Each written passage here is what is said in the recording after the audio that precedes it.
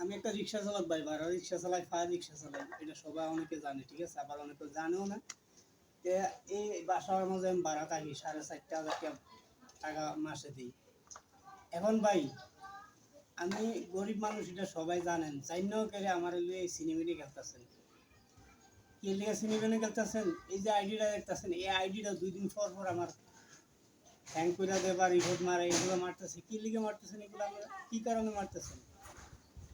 একটা গরিব মানুষ রিক্সা চালিয়ে ভাত খায়, এটার উপরেও আপনারা নজর গেছে, আর কোনো দিকে নজর যায় না আপনারা?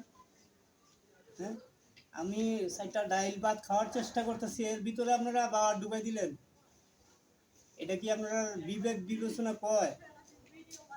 তো আপনারা যেরকম চিন্তা ভাবনা করবেন, আল্লাহ আপনারা রাখবো এরকম চিন্তা ভাবনা করবেন। আমার এই আইডিটার মাঝে যে বাই রিপোর্ট মারছেন, ঠিক আছে মারছেন, প্রয়োজন আর মাইরেন, কিন্তু একটা জিনিস মনে রাখেন যে আমার ক্ষতি আপনি করতেছেন, আপনার ক্ষতি আরেকজন কইরা বলবো, একটা ইনশাল্লাহ 100%। ঠিক আছে, হারামের মনে কোনো দিন আরাম হয় না, এটা বাস্তব।